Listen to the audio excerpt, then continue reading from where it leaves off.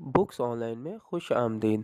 Subscribe कीजिए और bell icon पर क्लिक करके हमारे चैनल के लेटेस्ट नोटिफिकेशंस को ऑन कीजिए।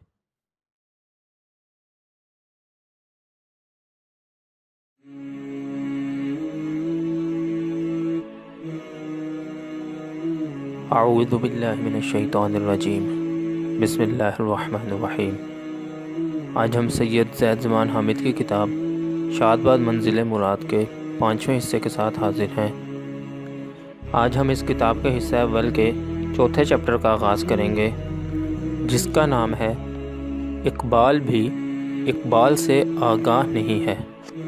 आइए शुरू करते हैं। इस वक्त हम इस किताब के सफ़ा नंबर 46 पर मौजूद हैं। अगर आप उस ज़माने और आज के दौर का मुवाज़ना करें तो आप देखेंगे कि आज 21वीं सदी के आगाज़ में भी मुसलमानों पर इसी तरह की आजमाइशें हैं कि जैसी 20वीं सदी के शुरू में थीं। आज भी दुनिया के नक्शे तब्दील करने की बात की जा रही है। आज भी एक नए अजीम तर मशरिक़ वुस्ता की तश्कील की मनसूबाबंदी हो रही है। पाकिस्तान के हिस्से बखरे करने की भी साजिशें जारी हैं। गर्ज़ ये कि तमाम मुसलमान ममालिक कि जो एशिया वस्ती से लेकर मशरिक़ वुस्ता तक फैले हुए हैं, उनके नक्शे तब्दील किए जा रहे हैं। मुसलमानों को कौमियत, लसानियत और फ़िरक़ावारियत की बुनियाद पर बुरी तरह आपस में लड़ाया जा रहा है। आज भी मुसलमानों में क़यादत का फ़ुक़दान है, सियासी बहरान है, उन पर जंगें मुसल्लत हैं और कोई ऐसा मुफ़क्किर, दानिश्वर और फ़लसफ़ी मौजूद नहीं है कि जो इन हालात में उम्मत की रहनुमाई कर सके। इकबाल रहमतुल्लाह अलैह का कलाम आज हमें पहले से कहीं ज़्यादा असरी लगता है। अल्लामा इकबाल रहमतुल्लाह अलैह ने 20 और 30 की दहाई में जो पैगाम उम्मत को दिया, वो आज की नौजवान नस्ल की रहनुमाई के लिए है। इसी सिलसिले में एक खूबसूरत वाक़या भी है। मिस्र से कुछ नौजवान इकबाल रहमतुल्लाह अलैह से मिलने के लिए आए। जब इन नौजवानों का तारुफ़ अल्लामा इकबाल रहमतुल्लाह अलैह से करवाया गया तो इकबाल रहमतुल्लाह अलैह ने मुस्कुरा कर कहा कि इन नौजवानों के आने वाली नस्लें मेरी मुट्ठी में हैं। इकबाल रहमतुल्लाह अलैह को ये मालूम था कि उनका कलाम आने वाली कई नस्लों की रहनुमाई करेगा और उम्मत के अहया में बुनियादी किरदार अदा करेगा। जब तक उम्मत का अहया नहीं होता, अल्लामा इकबाल का मिशन जारी रहेगा इंशाअल्लाह। क़ायद आज़म रहमतुल्लाह अलैह से अल्लाह ताला ने बहुत बड़ा काम लिया। चनांचे आप देखेंगे कि क़ायद आज़म रहमतुल्लाह अलैह की सच्चाई, ईमानदारी, वक़ार और उनके बिकाऊ ना होने को कोई भी चैलेंज नहीं कर सकता था। वो ना तो मुनाफिक थे और ना ही उम्मत की इज़्ज़त और आबरू का सौदा करने वाले। इसी तरह अल्लामा इकबाल रहमतुल्लाह अलैह के वजूद में भी ये तमाम सिफ़ात मौजूद थी कि जो वो इन लोगों में देखना चाहते थे कि जो मुस्तक़बिल के मामार होंगे। अल्लामा इकबाल रहमतुल्लाह अलैह ने उम्मत को जो नसीहतें की और जैसा वो इस कौम को देखना चाहते थे, इस किरदार की झलक ख़ुद उनमें भी मौजूद थी।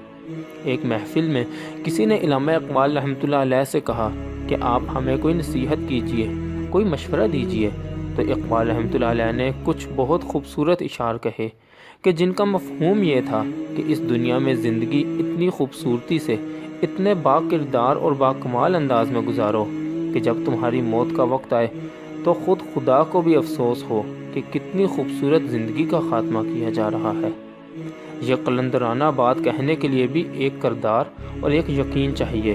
अल्लाह ताला पर एक मान और उससे एक ताल्लुक़ चाहिए। कस्बे कमाल कुन के अजीज़ जहाँ शवी, यानी इतने कमाल और अरूज पर पहुँचो कि पूरा जहान तुमसे प्यार करने लगे। वो जो बुज़ुर्गों ने पहले बात कही है कि ज़िंदगी दुनिया में इस तरह गुजारो कि लोग तुम्हारे पास आने के लिए बेचैन हों और जब तुम्हारा इंतकाल हो तो तुम्हारे पीछे तुम्हें याद करके रोया करें। अल्लामा इकबाल रहमतुल्लाह अलैह की ज़िंदगी इसी कौल के मिसदाक़ थी। 1922-23 में जब अल्लामा को सर का खिताब मिला तो कई लोगों ने उन पर एतराज़ात उठाए कि ये तो मुसलमानों को इज़्ज़त व गैरत और आज़ादी का पैगाम देते हैं, और ख़ुद उन्होंने अंग्रेज़ों से सर का खिताब ले लिया। लाहौर में इनके दोस्तों ने इनके आज़ाज़ में एक दावत का एहतमाम किया।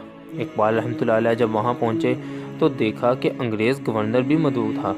ये उस वक्त की बात है कि जब अल्लामा को सर का खिताब मिल चुका था। इकबाल ने वहाँ बड़े वाज़ेह तौर पर कहा कि अगर कोई ये समझता है कि सर के खिताब की वजह से मैं सच बोलने से रुक जाऊँगा تو یہ اس کی غلط فہمی ہے۔ اگر مجھے حکومت وقت نے یہ خطاب دیا ہے تو میری علمی خدمات کی وجہ سے دیا ہے، اس وجہ سے نہیں کہ میں ان کا ملازم ہوں یا میں ان کی اقتداء کروں گا یا ان کی مرضی پہ چلوں گا۔ اس محفل میں علامہ اقبال نے پیام مشرق کی وہ خوبصورت نظم پڑھ کر سنائی کہ جو ہم یہاں پیش کرنا چاہیں گے۔ اس نظم کو دیکھیں تو اندازہ ہوتا ہے کہ سر کا خطاب ملنے کے بعد بھی اگر کوئی شخص ایسی نظم پڑھ سکتا ہے تو پھر اس کو یہ کہنا کہ وہ نعوذ باللہ انگریزوں کا ملازم تھا یا انگریزوں کے کہنے پر وہ یہ سب کچھ کر رہا تھا، تو اس سے بڑا بہتان اور ظلم کوئی اور نہیں ہو سکتا۔